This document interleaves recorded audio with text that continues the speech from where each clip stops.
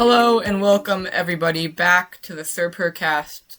I'm your host Finn, and we have a lot to cover in today's episode. I don't really want to fall behind. Obviously, I didn't want to yesterday. I just didn't feel like talking about Nick Scourton's injury.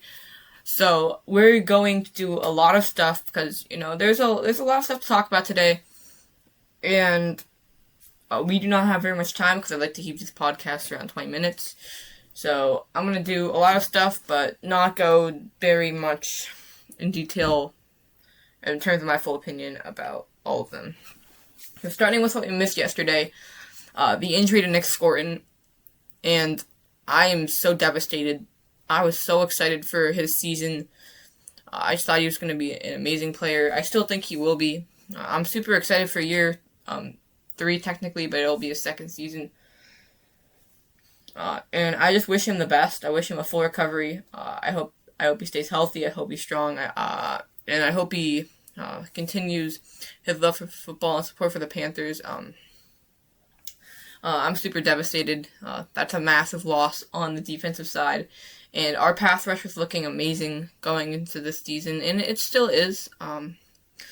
But I'm super upset, and I wish Nick a strong and quick recovery. With that out of the way, I know initially it was just it was unknown how much time he would miss. So he got an MRI scan. It's an ACL tear in his right knee. It's so devastating. Out for the season, but I hope he's able to come back just as strong. And hopefully not re-injure anything, and just take their recovery process slowly, or not just don't rush it, and just make sure everything, don't take any shortcuts, stuff like that. But I'm super disappointed, but I think he's gonna come back in 2027 with a lot of fire, and I'm super excited for his return in 2027, and we're gonna get a taste of that with Jonathan Brooks. And with that being said, that allows a lot of opportunity for some players to step up and fill his role. So he played outside linebacker. That's a role that's really crucial to the defensive scheme we run with Evero, because they not only need to run block, they need to pass rush, not run block, run stop, pass rush, and cover the flat and other short zones. So it's a really versatile position. We need very, very confident players, and players who can play up to it. And we have a couple options for sure. Princely, he's going to be someone who's going to have to step up. He was drafted last year along with Nick Scourton in the 3rd round. So that's going to be someone that we need to step up, and I have a lot of confidence in Princely to be able to do that. I think he's a very capable player, and he was productive last year. He didn't get as much playing time as Scourton, but we'll see what his impact will be. We'll get more of an idea just as the season goes on, and I think he's going to be able to fill the role and the void that Nick has left quite nicely. Also, Pat Jones, I think he's going to see a lot of playing time. I'm super excited for that. He recently in an interview big goals, and so that's exciting. I think he's also gonna just attack this season. I think we have a lot of good quality players that are ready to jump at the opportunity, and I think we're super lucky that everyone on this team is going to be really well coached, just with the coaching staff we have. I know AC Carter, I think it's outside linebackers. AC Carter's outside linebackers. And so I know that he's going to be do a great job with everyone. So no matter what, they're going to be well coached. And I think the talent's absolutely there all around. With that being said, obviously no one can replace the role Nick had. But obviously, there are some things that Nick did that he can still absolutely take part in, and one of that is just his influence and just the way he, the leader he is on defense. Even his rookie year, just the amount of passion he has for the game, that's going to impact players, and the amount of work he puts in for anything. That's going to inspire players. That's going to want them to keep up with him. So he's still going to be influencing this team. I think he's still going to have a big impact, even if he's not playing. Just, the way people see him, like, working hard through the recovery process, that's going to inspire them to, maybe, put in that extra rep on the field. So she's going to be impacting the team in a lot of ways. And just to being a leader on defense, always provide an extra set of eyes. And knowing Nick, not personally, but just what I've seen, he's gonna go into this recovery process. He's gonna be locked in. I think he's really gonna do whatever he can to get back on that field as quick as possible. Moving on to today, there was training camp today, obviously, and a couple things, Chris Brazzell looked amazing. Did I talk about Chris Brazzell's case yesterday? I don't think I did. Chris Brazzell has looked really, really good these past few camps. He's been a big standout for a lot of places. He had an amazing catch yesterday. It was not completed, just out of bounds. Great heads-up play by Mike Jack. But, that just speaks to his athleticism. That speaks to the entire reason we drafted him. Just his ability to go up and get the balls at the catch point. And, that play was an absolute perfect embodiment of his traits like that. He is such an amazing athlete. And obviously he didn't come down to catch Mike Jackson. And that speaks for Mike Jackson too. He's one of the best in the league right now. So obviously that's gonna speak for him. But I think just with the rookie, you're gonna get a little more excited. Obviously, we've seen this from Mike Jack a lot of times before. It's no surprise that Mike Jack's making plays. But just the rookie, that's just just that is getting me super excited just for this season, because we have a lot of really good playmakers on this team. Obviously, Brazzell impressed a lot today as well, so that's super hype. And I think just this receiving core in general, obviously T-Mac said it in an interview today, it's overlooked, something like that. Undervalued, slept on. I know what he said about it, just didn't have the right words. And I don't even know if I care what people think of it. I don't really care about that. But all I know is that it's really, really a strong receiving core. And it's really, really big receiving core, too. Jalen Coker, he's 6'3". McMillan, 6'5", 6'4". Brazzell, 6'4". The Cat, 6'1". It's crazy how much size we have. And I've already talked about this before, so I really won't spare the details, but it's going to be a fun year for the passing game. And Bryce, I think he's going to take the next step. We're going to see a lot more consistency from him. He's looking great. It's his birthday tomorrow. That's exciting. So that's really awesome. And Leggett looks really good. He looks really fast, really athletic. So that's super exciting. And I think the connection, again, like I said, the receiver core is looking better. Leggett, probably the biggest weak spot in that receiving core last year. Just he did not have as much of an impact as we needed him to have, just him being on the field as much as he was. And I think we're going to see a big change in that this year. Just the amount of work he puts in, you can see how much it affects his play. And yeah, I just think right now this receiving core is the best it's ever been. And I'm really excited for everything that the future has to offer. Offense, defense. Let me see what I want to get to. I want to get to that. Okay, that. Alright, I'll talk about those two things first. First off, the defense. The defensive play today. So, just with my what I've gotten from Panthers.com, the defense definitely,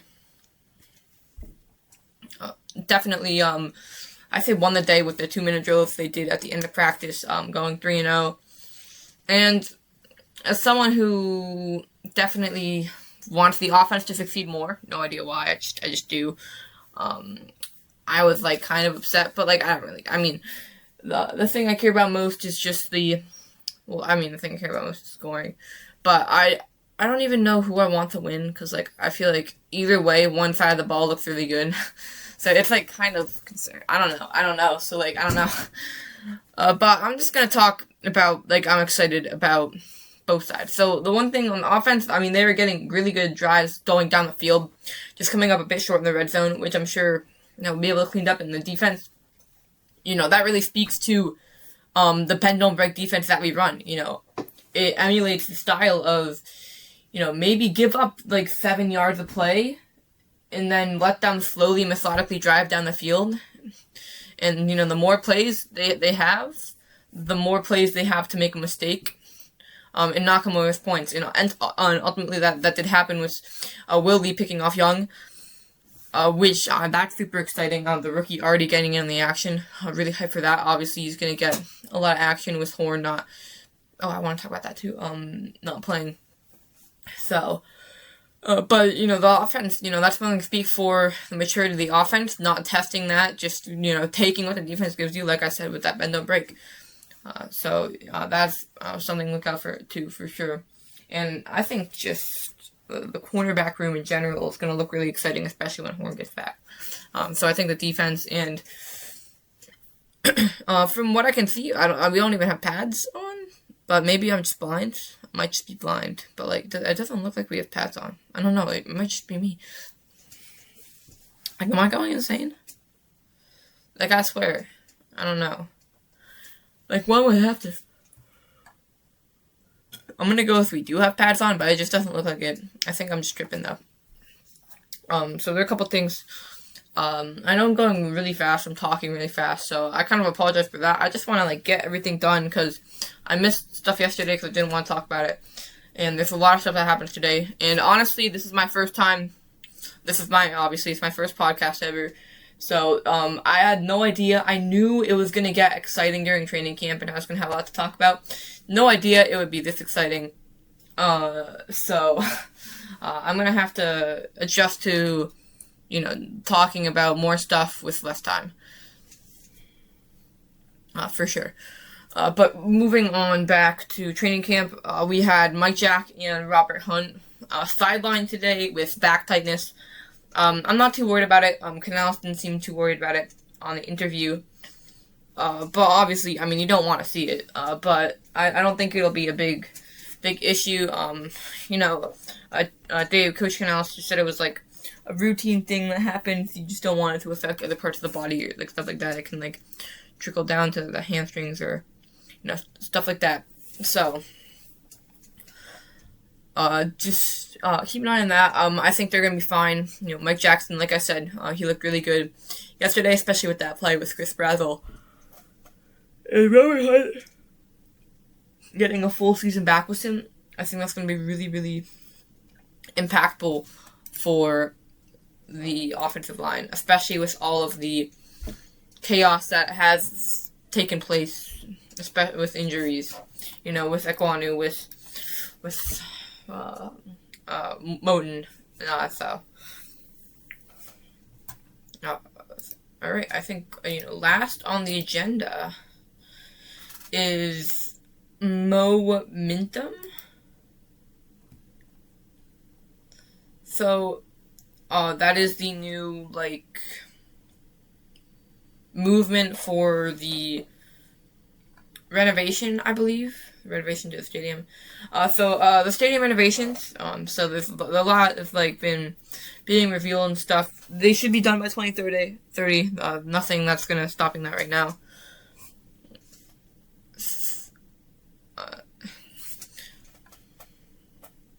But there is a immersive sales experience center. And I'm really not sure what that is. I want to see what it looks like.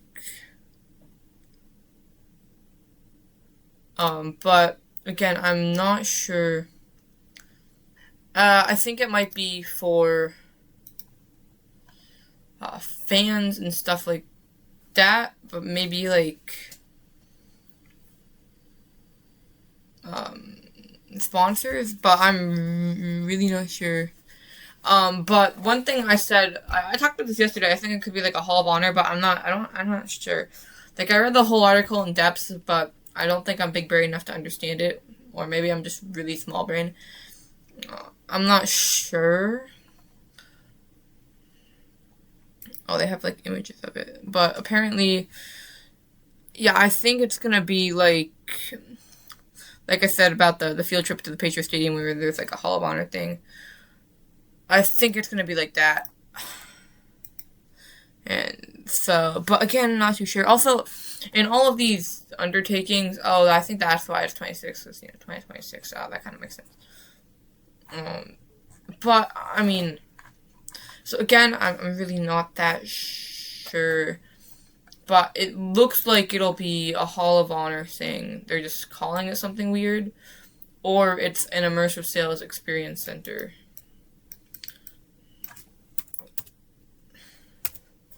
So I'm looking immersive sales experience center up. Designing high impact interactive experience centers. Yeah, that's not gonna help. But I'm excited no matter what because it's something new. So I think that'll be fun and exciting.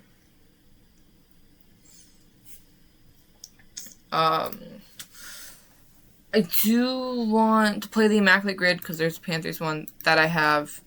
So Panthers, Cowboys, Panthers, Bears, Panthers, Hall of Fame. Hall of Fame I don't think Luke Kuechly would count. I'm gonna go with Sam Mills because. Do you think Reggie White would count? Do you think Reggie White would count? It does. Nice. Do you think Sam Mills was like less? Panthers, Bears. I can do Greg Olsen. Did Andy Dalton play for the Cowboys? I feel like he did. I'm just gonna go Andy Dalton because I feel like not many people do that. But I don't know if he played for the Cowboys. Am I tripping? He played for like the Saints, right? Oh, he did play for the Cowboys. Oh, that's a lot of people. I didn't think that many people would get that. Panthers, Bears, Greg Olsen. That's a pretty easy one. 12%. All right. Let's see the other. I want to see the other options though. Luke Kuechly would have counted. Oh, interesting. Angel was the most. Yeah, I mean, I just want to see what the other options were for Hall of Fame. There's 6 of them. Jared Allen, yeah, that makes sense. Luke, Peppers, Reggie White, Kevin Green, and Sam Mills. I didn't know Kevin Green. Okay. I mean, yeah, that makes sense. I didn't know Luke Kuechly would count. I guess he's officially in the Hall of Fame. Like, nothing's gonna debate. Still, bro. Muhsin Muhammad played for the Bears.